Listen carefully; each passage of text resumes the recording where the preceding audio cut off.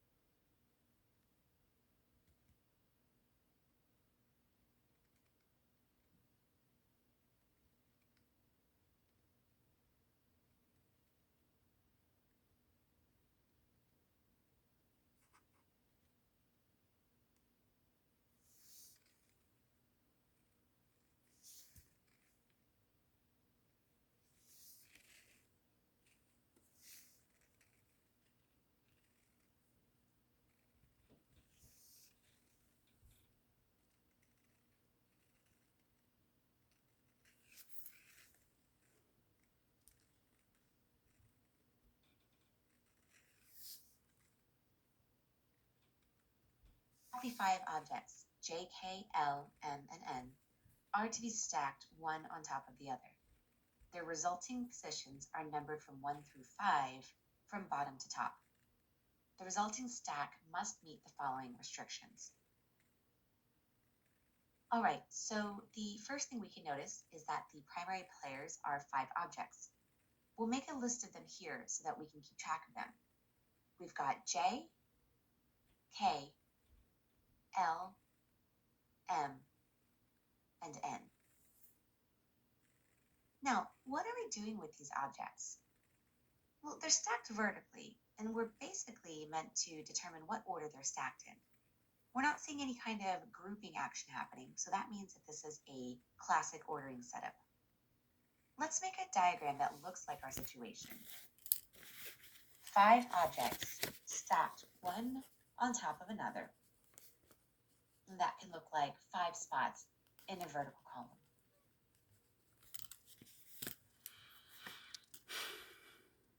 And we're told that the bottom is number 1 and the top is number 5. Gosh, can you imagine getting this part backwards on test day? It would be a nightmare. So it's a good idea to never rush just for the sake of time, because it is so much more costly to have to go back and fix mistakes than it is to just take your time with important details. At this point, we have a basic diagram and we can move on to the rules. Our first rule is that L is immediately above K in the stack. There's always various ways to notate different kinds of rules. We like putting a pair in a box like this.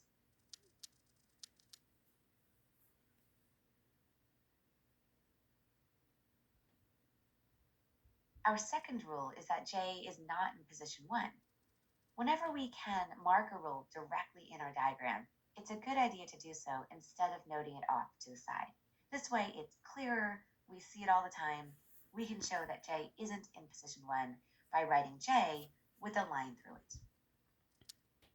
The third rule tells us that M is not immediately below K in the stack.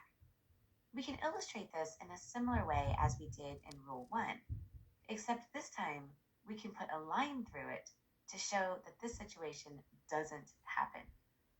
So, M below K, but with a line through it to show that it can't ever happen this way. Finally, the fourth rule tells us that N is either in position 1 or else in position 5. Just like with Rule 2, we can mark this directly into our diagram. You can use arrows like this, or whatever makes the most sense to you and is clear and consistent. Okay, we've notated all of the rules, either directly into the diagram or off to the side so that we don't forget them. We've set ourselves up for one of the most important aspects of analytical reasoning now, which is making deductions. So what definites can we deduce that weren't explicitly told to us? Well, Rule 1 is that L is immediately above K.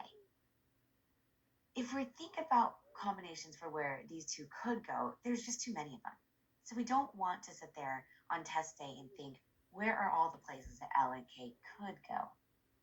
What we know for sure is where L and K can't